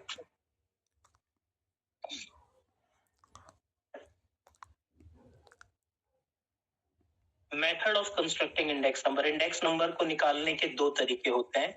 Index number for one variable, index number for one variable, और index number for group of variable. Group of variable मतलब पूरे बास्केट का इंडेक्स नंबर। जैसे आप नोटिस करो, मैंने अभी अभी थोड़ी देर पहले आपको एग्जाम्पल के माध्यम से index number for group of variables निकाल कर बताया। कितना साधारण है ये कैलकुलेशन करना। भाई आप हर आइटम का प्राइस रिलेटिव कैलकुलेट करो, मतलब हर आइटम के प्राइस को परसेंटेज में कन्वर्ट करो, ठीक है, और उसका एवरेज ले लो। तो इंडेक्स नंबर का जब हम कंस्ट्रक्शन करते हैं तो हमें ये देखना होता है कि क्या वो इंडेक्स नंबर हम एक सिंगल वेरिएबल के लिए कैलकुलेट कर रहे हैं या ग्रुप ऑफ वेरिएबल के लिए कैलकुलेट कर रहे हैं। ठीक है, याद रखना, जब हम इंडेक्स नंबर एक सिंगल वेरिएबल के लिए कैलकुलेट करते हैं तो मैं फिर इसको रिपीट करूंगा, उसी को प्राइस रिलेटिव कहते हैं। Index number for one variable, index number for a single commodity, उसी को प्राइस रिलेटिव कहते हैं। तो जब आप इंडेक्स नंबर कंस्ट्रक्ट करते हो तो आप देखते हो कि एक वेरिएबल के लिए निकालना है या ग्रुप ऑफ वेरिएबल के लिए निकालना है। सबसे पहले मैं बात कर रहा हूं index number for one variable, कि एक वेरिएबल या एक कमोडिटी। वन वेरिएबल मतलब वन कमोडिटी। किसी एक कमोडिटी के लिए इंडेक्स नंबर कैसे निकाला जाता है, ठीक है। और अगर मैं बोलूं ग्रुप ऑफ वेरिएबल के लिए इंडेक्स नंबर कैसे निकाला जाता है, तो ये तो मैंने अभी जैसे ऊपर ये एग्जांपल बताया ऐसे ही निकाला जाता है। ये ग्रुप ऑफ वेरिएबल्स का इंडेक्स नंबर निकालने का तरीका है। ये ग्रुप ऑफ वेरिएबल्स का इंडेक्स नंबर निकालने का तरीका। एक सिंगल वेरिएबल का इंडेक्स नंबर कैसे निकाला जाता है, तो उसके दो मेथड हो सकते हैं। एक फिक्स्ड बेस मेथड हो सकता है, एक चेन बेस मेथड हो सकता है। जैसा कि नाम से ही प्रतीत होता है, फिक्स्ड बेस मेथड में बेस ईयर फिक्स्ड रहता है हर साल। बेस ईयर क्या होता है? ईयर ऑफ रेफरेंस, जिसके आधार पर हम कंपैरिजन करते हैं। हमको करंट ईयर में अगर कोई भी चेंज मेजर करना है तो उसके लिए हमको एक साल चुनना होगा जिससे हम कंपैरिजन करना चाहते हैं। उसी ईयर ऑफ रेफरेंस को बेस ईयर कहते हैं। और जब वो बेस ईयर हम फिक्स्ड रखते हैं, जैसे मान लो मेरा बेस ईयर 2015 मैंने फिक्स कर दिया, अब मैं 2016 का इंडेक्स नंबर निकाल रहा हूं तो 15 के ही से ही कंपेयर करके, 2017 का इंडेक्स नंबर निकाल रहा हूं तो 15 से ही कंपेयर करके, 2018 का इंडेक्स नंबर निकाल रहा हूं तो 15 से ही कंपेयर करके, यानी हर करंट ईयर का इंडेक्स नंबर कैलकुलेट करने के लिए मैं सेम बेस ईयर को इस्तेमाल कर रहा हूं। तो इसको हम फिक्स्ड बेस इंडेक्स नंबर कहेंगे। और चेन बेस इंडेक्स नंबर में जैसे चेन होती है ना, कड़ी के साथ कड़ी जुड़ती रहती है, एक के साथ दूसरी, दूसरी के साथ तीसरी। 2015 अगर मैं 2016 का इंडेक्स नंबर निकालूंगा तो 2015 को बेस लेकर निकालूंगा। 2017 का इंडेक्स नंबर निकालूंगा तो 2016 को बेस लेकर निकालूंगा। 2018 का इंडेक्स नंबर निकालूंगा तो 2017 को बेस लेकर निकालूंगा। इसी तरह से 2019 का इंडेक्स नंबर 2018 को, तो एक चेन बनती जाएगी। यहाँ पर हम फिक्स्ड बेस नहीं लेते, हम हर करंट ईयर का इंडेक्स नंबर उसके पिछले साल के प्राइस या क्वांटिटी के आधार पर मेजर करते हैं, ठीक है ना। तो यहाँ पर बेस ईयर चेन की तरह बढ़ता रहता है। 2016 के लिए 2015 बेस ईयर, 2017 के लिए 2016 बेस ईयर, 2018 के लिए 2017 बेस ईयर चेन की तरह बदलता रहता है, बढ़ता रहता है आगे। लेकिन फिक्स्ड बेस मेथड में बेस ईयर फिक्स्ड रहता है, एक ही जगह पर रहता है, ठीक है। अभी हम बात कर रहे हैं क्योंकि एक वेरिएबल का इंडेक्स नंबर कैलकुलेट करने के दो तरीके हैं, फिक्स्ड बेस मेथड और चेन बेस मेथड। पहले हम बात कर रहे हैं फिक्स्ड बेस मेथड की। तो in this method base year remains fixed, जैसा कि नाम से ही प्रतीत हो रहा है। Under this method index number are constructed on the basis of one base year. एक ही बेस ईयर हम इसमें लेते हैं, उसी बेस ईयर से हर साल का इंडेक्स नंबर हम कैलकुलेट करते रहते हैं। अब जितने भी फ्यूचर में किसी भी साल का इंडेक्स नंबर निकालोगे, बेस ईयर चेंज नहीं होगा। On the basis of values of base year index number for all the years are constructed, यानी जो बेस ईयर की वैल्यू होगी उसी के आधार पर हर साल का इंडेक्स नंबर निकाला जाएगा, ठीक है। जैसे मान लो कि अच्छा, ये बेस ईयर भी दो प्रकार के हो सकते हैं, one year fixed base, multi year fixed base. इस एग्जांपल से समझते हैं। जैसे ये मेरे पास 2018 से लेके 2025 तक के प्राइस के डेटा है, किसके? वीट के। यानी कि यहाँ पर बात हो रही है केवल वन कमोडिटी की, केवल एक ही कमोडिटी के मैंने कितने साल हो गए, ये 3 3 6 8 साल के प्राइस के डेटा दे रहे हैं। यानी यहाँ पर ग्रुप ऑफ वेरिएबल की बात नहीं हो रही है, एक सिंगल कमोडिटी की बात हो रही है।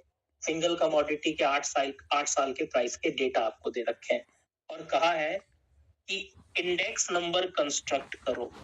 पहले मैंने कहा 2018 को बेस लेकर, 2018 को बेस लेकर इंडेक्स नंबर निकालो। तो यहाँ पर मुझे क्या करना है, 2018 को बेस ईयर लेना है।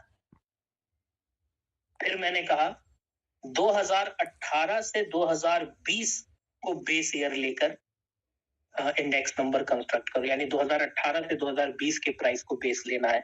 इसे हम कहते हैं multi year average fixed base. तो जैसे पहले वाले में हमको 2018 को बेस लेना है, ये सिंगल ईयर फिक्स्ड बेस है, किसी एक साल को हमने फिक्स्ड बेस ले लिया।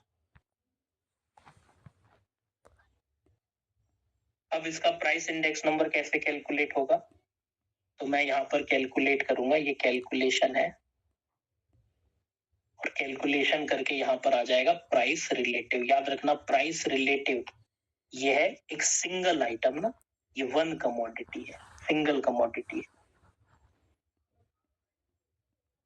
सिंगल कमोडिटी के परसेंटेज प्राइस चेंज को प्राइस रिलेटिव कहते हैं। Price relative is nothing but the index number. Price relative index number ही होता है, एक सिंगल आइटम के प्राइस चेंज को प्राइस रिलेटिव कहते हैं। कैलकुलेशन कैसे होती है इस इंडेक्स नंबर की, P1 अपॉन P0 इंटू 100 करके करते हैं। अच्छा, क्योंकि आपने 2018 को फिक्स्ड बेस लिया है, इसीलिए 2018 का प्राइस आपके लिए क्या होगा, P0 होगा। आप किसी भी साल का इंडेक्स नंबर निकालो, अगर आप 2019 का इंडेक्स नंबर निकाल रहे हो तो 2019 का प्राइस P1 होगा, 2020 का इंडेक्स नंबर निकाल रहे हो तो इसका प्राइस P1 होगा, 21 का इंडेक्स नंबर निकाल रहे हो तो इसका प्राइस P1 होगा। किसी भी साल का, किसी भी करंट ईयर का इंडेक्स नंबर निकालोगे तो उसका प्राइस क्या होगा, P1। लेकिन बेस क्या रहेगा, बेस ये 2018 वाला प्राइस ही रहेगा, बेस आपका यही रहेगा। तो किसी भी साल का इंडेक्स नंबर एक सिंगल ईयर फिक्स्ड बेस पर आप कैलकुलेट कर रहे हो, तो कैसे कैलकुलेट करोगे भाई, पहले साल का तो आप कैलकुलेट कर ही नहीं सकते क्योंकि ये तो बेस ईयर ही है। याद रखना बेस ईयर का इंडेक्स नंबर हमेशा 100 कंसीडर करते हैं, बेस ईयर का इंडेक्स नंबर हमेशा 100 लेते हैं। कैलकुलेशन हमेशा अगले साल से शुरू होगी, कैसे, P1 यानी कि 5 डिवाइडेड बाय P0 यानी 4 इंटू 100, इतना आ जाएगा, 5 डिवाइडेड बाय 4 इंटू 100, 125। परसेंट आ रहा है मगर परसेंटेज में एक्सप्रेस नहीं करना है। फिर क्या करना है, 6 प्राइस ऑफ करंट ईयर है 6, बेस ईयर का प्राइस है 4 इंटू 100, तो 6 डिवाइडेड बाय 4 इंटू 100 ये आ गया 150। इसी तरह से 7 डिवाइडेड बाय 4 इंटू 100, इसी तरह से 8 divided by 4 into 100 and so on. ये कैलकुलेशन इसी तरह से होती है, ठीक है, मतलब पूरा कैलकुलेशन करने की जरूरत नहीं, आइडिया लग गया होगा। तो इस तरह से हम जो इंडेक्स नंबर कैलकुलेट कर रहे हैं ये फिक्स्ड बेस इंडेक्स नंबर है, ये फिक्स्ड बेस इंडेक्स नंबर है। और फिक्स्ड बेस में भी कौन सा फिक्स्ड बेस है, सिंगल ईयर फिक्स्ड बेस है। ये है आपका सिंगल ईयर फिक्स्ड बेस। अब सिंगल ईयर फिक्स्ड बेस में मैंने इस 2018 को बेस ईयर लिया है, ऐसा सवाल में कहा था। आप 2019 को बेस ईयर लेकर भी कंस्ट्रक्शन कर सकते हो, उस केस में 2019 का प्राइस P0 होता और बाकी कुछ साल का, जिस साल का आपको इंडेक्स नंबर निकालना है उसका प्राइस P1 होता, ठीक है ना। ये हो गया आपका सिंगल ईयर फिक्स्ड बेस। अब सिंगल ईयर फिक्स्ड बेस को ना उतना इफेक्टिव नहीं माना जाता, इसकी वजह क्या है, क्या पता जिस एक साल को आप बेस ले रहे हो उस एक साल में कुछ एबनॉर्मल हुआ हो, क्या पता उस साल जैसे मान लो कि कोई सीजनल वेरिएशन आ गया हो, मतलब कि उस साल क्या पता ठंड बहुत बढ़ गई थी तो ठंड के प्रोडक्ट ज्यादा बिकने लगे, डिमांड ज्यादा हो गई जिससे उनकी प्राइस में बहुत ज्यादा चेंज देखने को मिला। या उस साल मान लो आपकी इकोनॉमी बूम पीरियड में थी या डिप्रेशन टाइम में थी, किसी एक साल को आप जब बेस लेकर कंस्ट्रक्शन करते हो तो अगर वो एक साल एबनॉर्मल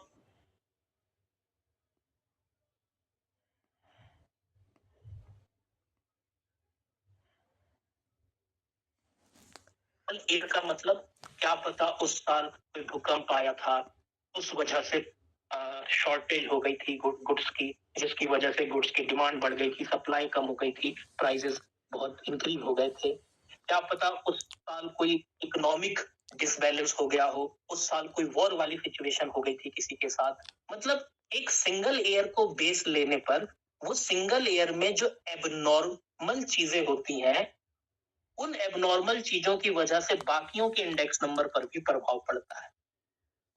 इसको थोड़ा बहुत कम किया जा सकता है। यार किसी एक साल के प्राइस को, जैसे अगर मैं बोलूं कि यार एक बच्चे के ना, एक मैंने जैसे फाइनल एग्जाम से पहले हम उसके 4 टेस्ट लेते हैं। मान लो किसी के पहले टेस्ट में 100 में से 100 नंबर आ गए। मैंने बोला यार एकदम से जज मत करो कि ये बच्चा इंटेलिजेंट है, ठीक है ना। इसके दूसरा टेस्ट भी लो, तीसरा टेस्ट भी लो, चौथा टेस्ट भी लो और एवरेज निकालो। इसका एवरेज से एक आइडिया लग जाता है कि ये एवरेज परफॉर्मर है कि नहीं। ऐसा तो नहीं कि किसी एक पर्टिकुलर पेपर में बहुत अच्छा स्कोर कर दिया, यानी उस पेपर में इसका क्या पता इसने चीटिंग की हो, क्या पता इसका लक ऐसा था कि जो इसने पढ़ा वो आ गया, और मतलब इसको उतनी नॉलेज नहीं थी पर इसका पेपर में लक अच्छा था, या इसने चीटिंग करी।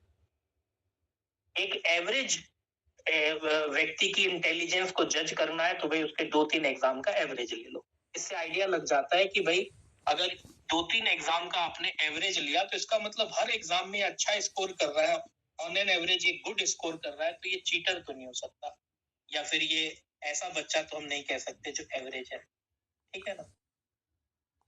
तो सिंगल ईयर से रिलेटेड जो एबनॉर्मल चीजें होती हैं उसको रिमूव करने के लिए कई बार हम क्या करते हैं, कुछ मल्टी ईयर प्राइस के एवरेज को बेस लेते हैं। जैसे सवाल में कहा कि आप 2018 से 2020 के प्राइस को बेस लो, ठीक है।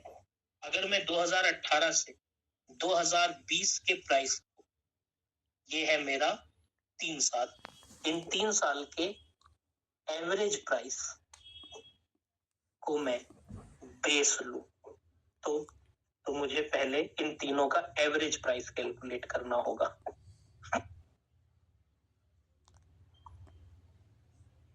एवरेज प्राइस फ्रॉम 2018 टू 2020 क्या है, 4 + 5 + 6 डिवाइडेड बाय 3 यानी कि 5। अब ये 5 एवरेज प्राइस को मैं बेस लूंगा, यानी इसको मैं P0 लूंगा, और ये फिक्स्ड है।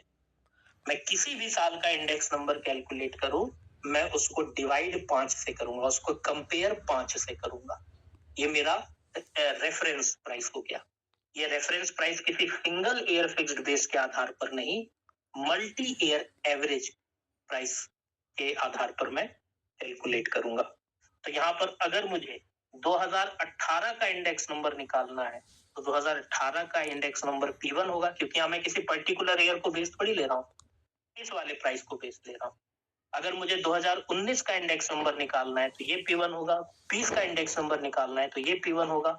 जिस साल का इंडेक्स नंबर निकालना चाहते हो वो P1 होगा, और बेस क्या होगा, बेस ये एवरेज प्राइस बेस होगा, जो मल्टी ईयर के प्राइस के आधार पर कैलकुलेट किया गया है। ये भी एक फिक्स्ड बेस है, लेकिन यहाँ पर मल्टी ईयर एवरेज प्राइस को फिक्स्ड लिया गया है बेस, और यहाँ पर एक सिंगल ईयर प्राइस को फिक्स्ड बेस लिया गया है। मल्टी ईयर में क्या होता है कि हमको जो एवरेज है वो हमको एक सटीक आइडिया देता है कि हाँ भाई वो जो प्राइस था, जैसे 2008 का प्राइस मान लो 4 ना होता, 40 होता, तो मैं कह रहा हूँ कि ये तो गड़बड़ हो जाती, क्योंकि मैं देख रहा हूँ कि हर साल के प्राइस जो है वो 5 से लेके 10 तक रेंज है उनकी। 2018 जिसको आपने बेस ईयर लिया, उस साल का प्राइस 40 था, यानी वो एबनॉर्मल ईयर था। किसी सिंगल ईयर को बेस लेने पर ऐसी संभावना है, ऐसी गलती हो सकती है कि क्या पता वो साल एबनॉर्मल ईयर हो, उस साल में कुछ ऐसा हुआ हो जो यूजुअली नहीं होता है, वॉर वाली सिचुएशन थी, इकोनॉमिक प्रॉब्लम थी, है ना, या फिर वहां पर कुछ सूखा पड़ गया था, भूकंप आ गया था, कुछ भी हो सकता है। तो हम इस चीज को अवॉइड करने के लिए किसी एक साल की जगह पर कुछ 3-4 सालों के एवरेज प्राइस को भी हम बेस ले सकते हैं, ठीक है ना। हालांकि दोनों ही फिक्स्ड बेस होते हैं, बस एक में आपने एक सिंगल ईयर को फिक्स्ड बेस लिया है और एक में आपने मल्टी ईयर के एवरेज प्राइस को फिक्स्ड बेस लिया है। फर्क सिर्फ यही है, ठीक है। कंस्ट्रक्शन कैसे होगा, यहां पर मैं कंस्ट्रक्शन करता हूं, कैलकुलेशन, और यहां पर निकालूंगा प्राइस रिलेटिव। प्राइस रिलेटिव क्यों बोल रहा हूं आप समझ रहे हो ना, क्योंकि मैं सिंगल आइटम का इंडेक्स नंबर निकाल रहा हूं। तो प्राइस रिलेटिव क्या है, प्राइस रिलेटिव इंडेक्स नंबर ही है भाई। और कैलकुलेशन कैसे होगी, P1 अपॉन P0 इंटू 100, जिसमें P0 तो हमेशा 5 रहेगा, यानी कि 4 डिवाइडेड बाय 5 इंटू 100, 80% 80 लिखेंगे।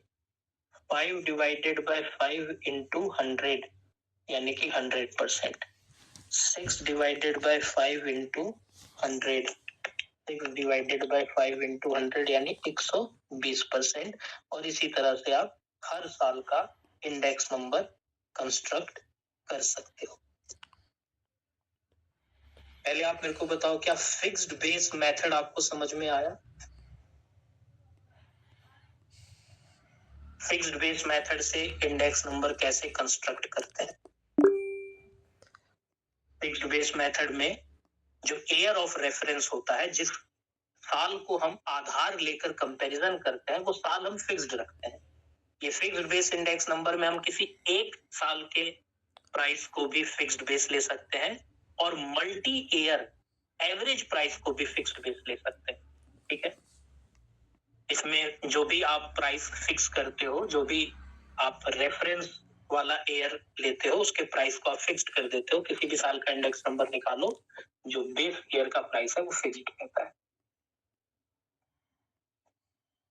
चेन बेस मेथड में, पहले तो चेन बेस मेथड में प्राइस रिलेटिव को लिंक रिलेटिव कहा जाता है, क्योंकि इसमें हर साल को पिछले साल से लिंक किया जाता है। प्राइस रिलेटिव और लिंक रिलेटिव एक ही चीज होती है, कोई अंतर नहीं है, दोनों का मतलब इंडेक्स नंबर ही है। हाँ, लेकिन चेन बेस मेथड में जब हम प्राइस चेंज कैलकुलेट करते हैं तो उसको प्राइस रिलेटिव की जगह लिंक रिलेटिव कहा जाता है, ठीक है ना। बस फर्क इतना है कि भाई फिक्स्ड बेस में जब आप इंडेक्स नंबर कैलकुलेट करो फिक्स्ड बेस मेथड से तो उसे प्राइस रिलेटिव कहोगे, चेन बेस मेथड से करो तो उसे लिंक रिलेटिव कहोगे, ठीक है ना। और इसमें हमको पता ही है कि इसमें हर साल को उसके इमीडिएट प्रीसीडिंग ईयर से कंपेयर करते हैं, यानी कि हर साल का इंडेक्स नंबर निकालने के लिए ठीक उसके इमीडिएट प्रीसीडिंग ईयर को बेस ईयर लेते हैं। जैसे कि ये 2008 है, ठीक है।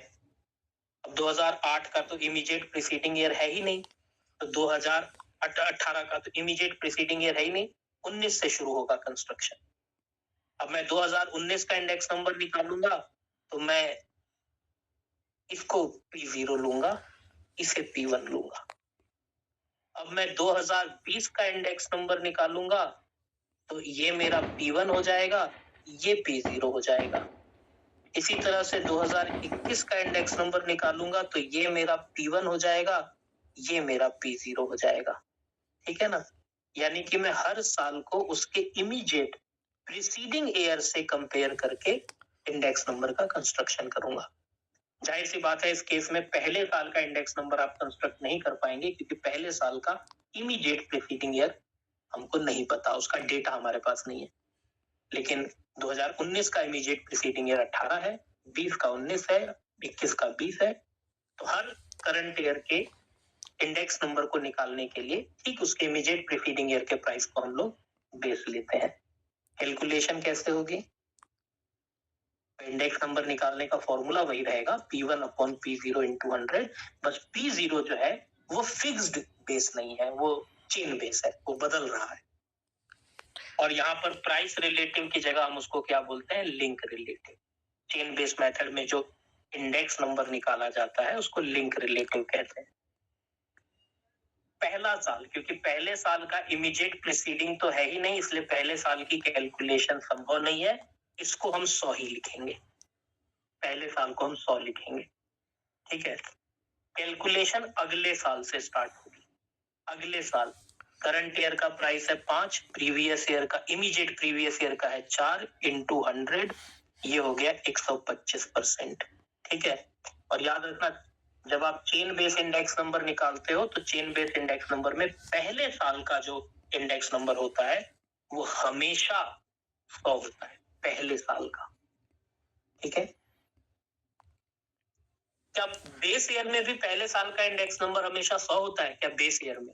नहीं, बेस ईयर में बेस ईयर का इंडेक्स नंबर हमेशा 100 होता है फिक्स्ड बेस में। अगर आप 2022 को फिक्स्ड बेस लोगे तो 2022 का इंडेक्स नंबर 100 होगा। अगर आप 2023 को फिक्स्ड बेस लोगे तो 2023 का इंडेक्स नंबर 100 होगा। जिस साल के प्राइस को आप फिक्स्ड बेस लेते हो उसका इंडेक्स नंबर 100 होता है, पर चेन बेस मेथड में पहले साल का इंडेक्स नंबर हमेशा 100 होता है, क्योंकि पहले साल का इंडेक्स नंबर निकल ही नहीं सकता, क्योंकि उसका कोई इमीडिएट प्रीसीडिंग ईयर है ही नहीं। इसी तरह से दूसरे साल का 6 divided by 5 into 100, 6 divided by 5 into 100 करोगे तो 120, 7 डिवाइडेड बाय 6 into 100, इसी तरह से 8 divided by 7 into 100 and so on. इसी तरह से कैलकुलेशन कैरी करना है। तो ये हो गया हमारा बेस इंडेक्स नंबर, जिसमें बेस ईयर चेन की तरह आगे बढ़ता रहता है, बदलता रहता है। अब चेन बेस मेथड के क्या क्या फायदे होते हैं?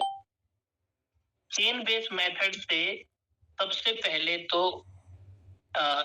हम सबसे रीसेंट पास्ट से कंपैरिजन कर रहे होते हैं, इसलिए ये कंपैरिजन थोड़ा मीनिंगफुल होता है।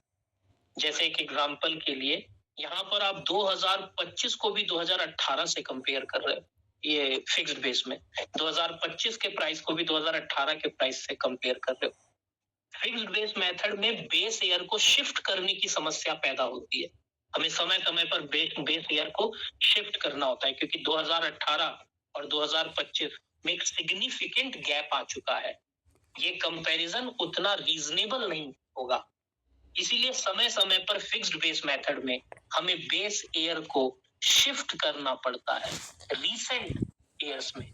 जैसे मैं 2018 को शिफ्ट कर रहा हूं 2023 में, अब आज से मेरा नया बेस ईयर 2023 होगा। बताओ, ये बेस ईयर को शिफ्ट करने की समस्या केवल और केवल फिक्स्ड बेस में ही हो सकती है। चेन बेस में तो शिफ्टिंग करने की कोई समस्या ही नहीं है, यहाँ तो अपने आप ही ऑटोमेटिकली बेस ईयर शिफ्ट होता रहता है। पहले ये था बेस ईयर, अब शिफ्ट होके ये हो गया बेस ईयर, अब शिफ्ट होके ये हो गया बेस ईयर, अब शिफ्ट होके ये हो गया बेस ईयर। तो यहाँ तो बेस ईयर को शिफ्ट करने की समस्या ही नहीं होती है। लेकिन फिक्स्ड बेस मेथड में आपको एक सिग्निफिकेंट गैप आने के बाद, टाइम इंटरवल के बाद बेस ईयर को शिफ्ट करना पड़ता है, ताकि जो कंपैरिजन है वो रियलिस्टिक हो, है ना। मतलब थोड़ा ऐसा ना लगे कि यार आप 20 साल के पहले की कीमतों को आज से कंपेयर कर रहे हो, तो वो थोड़ा रियलिस्टिक नहीं होगा, मीनिंगफुल नहीं होगा। पर ये समस्या चेन बेस्ड मेथड में नहीं आती, क्योंकि चेन बेस्ड मेथड में तो आप हर साल के प्राइस को रीसेंट उसके ठीक पिछले साल के प्राइस से कंपेयर करते हो, ठीक है ना। यहाँ पर सीजनल और साइक्लिकल वेरिएशन का भी प्रभाव नहीं होता। अरे जब आप एक सिग्निफिकेंट गैप रखोगे, जैसे मान लो कि मैं 2025 का इंडेक्स नंबर निकालने के लिए 2018 से उसको कंपेयर कर रहा हूं, तो इस दौरान कितने इकोनॉमिकल चेंजेस आए होंगे, जिसको साइक्लिकल चेंज बोलते हैं। भाई कभी इकोनॉमी बूम में गई होगी, कभी डिप्रेशन में गई होगी, कभी रिसेशन में गई होगी। वो सारे प्रभाव भी पड़ेंगे ना जब आप प्राइस चेंज कैलकुलेट करोगे तो। यानी वो जो साइक्लिकल चेंजेस हुए हैं उन चेंजेस का प्रभाव भी दिखाई देगा इंडेक्स नंबर पर। लेकिन जब आप इस साल के प्राइस को ठीक इसके पिछले साल से ही कंपेयर करोगे तो साइक्लिकल इफेक्ट तो रिमूव हो जाएगा। टाइम्स में जब मैं इस साल के प्राइस को ठीक उसके पिछले साल से कंपेयर कर रहा हूं, तो उसमें वो रिसेशन, डिप्रेशन, बूम वाला जो इफेक्ट है वो थोड़ी दिखाई देगा। वो तब दिखाई देता है जब कंपैरिजन आप ऐसे 2 ईयर्स में कर रहे हो जिसके बीच में एक सिग्निफिकेंट टाइम इंटरवल आ चुका है। तो इससे जो साइक्लिकल और सीजनल वेरिएशंस होते हैं उसको रिमूव किया जा सकता है। ये समस्या केवल पैदा होती है फिक्स्ड बेस के साथ। लेकिन फिक्स्ड बेस में एक दिक्कत भी है, आपको कंस्ट्रक्शन करने में डिफिकल्टी होती है क्योंकि बेस ईयर हर साल बदलना पड़ता है। हर साल आपको कैलकुलेशन करने के लिए नया बेस ईयर चाहिए रहता है, ठीक है ना। जब आपको लॉन्ग टर्म कंपैरिजन करना हो तो चेन बेस मेथड सुटेबल नहीं होता। जैसे मुझे पिछले 10 साल का प्राइस चेंज निकालना है तो वो फिक्स्ड बेस मेथड से ही निकल पाएगा, वो चेन बेस मेथड से नहीं निकल पाएगा। जैसे मान लो एक सरकार 5 साल की गवर्नेंस करती है तो वो 5 साल का रिजल्ट्स जानना चाहती है कि भाई हमारे गवर्नमेंट आने से पहले और हमारी गवर्नमेंट के 5 साल का कार्यकाल होने के बाद क्या क्या चेंजेस देखने को मिले, पेट्रोल के भाव में क्या चेंज आया, आपके ओवरऑल जो कमोडिटीज है उनके प्राइस में क्या चेंज आया, है ना, जनरल प्राइस लेवल क्या बढ़ा, ग्रोथ रेट क्या बढ़ी, इन्फ्लेशन कितना हुआ, डिफ्लेशन कितना हुआ। तो इन सब लॉन्ग टर्म कंपैरिजंस के लिए तो फिक्स्ड बेस ही काम आएगा। चेन बेस इस तरह के कंपैरिजन में फेल हो जाता है। और क्यूमुलेटिव इफेक्ट ऑफ एरर होने की भी संभावना होती है। क्यूमुलेटिव इफेक्ट ऑफ एरर क्या होता है, बहुत ध्यान से सुनना। मान लो अगर किसी एक साल का प्राइस गड़बड़ है, किसी एक साल का प्राइस आपने गलत मेजर किया है, या मान लो कि जैसे एक एग्जांपल के लिए ये जो 2019 है, 2019 में अगर कोई भी एरर हुआ होगा तो आपने 2019 से 2020 का इंडेक्स नंबर निकाला, 2020 से 2021 का, 2021 से 2022 का, 2022 से 2023 का, ये एरर ना कैरी फॉरवर्ड होता जाएगा, क्यूमुलेटिव एरर में कन्वर्ट हो जाएगा। एक एरर से कई, मतलब जो आपका एक साल एरर होगा तो वो साल तो लिंक रिलेटिव से क्यों बोलते हैं कि हर साल उसके अगले साल से जुड़ा है, उसका अगला साल उसके अगले साल से जुड़ा है। किसी एक साल में एरर हुआ तो आपको क्यूमुलेटिव इफेक्ट ऑफ एरर देखने को मिलेंगे। मतलब उस एरर को रिमूव करने में बहुत तकलीफ हो जाएगी आपको, उसको, उस एरर को हटाने में आपको बहुत मेहनत करनी पड़ेगी क्योंकि वो एरर क्यूमुलेटिव इफेक्ट में कन्वर्ट हो गया होगा। तो चेन बेस मेथड में ये भी एक समस्या रहती है कि अगर किसी एक साल का प्राइस डिटर्मिनेशन गड़बड़ हुआ है तो फिर उससे आने वाले हर साल के कंस्ट्रक्शन में, इंडेक्स नंबर के कंस्ट्रक्शन में क्यूमुलेटिव इफेक्ट ऑफ एरर्स देखने को मिलते हैं। इसके बाद अगला टॉपिक है प्रॉब्लम्स रिलेटेड टू बेस, ये बात हम बाद में करेंगे, इसके बाद हम कल करेंगे।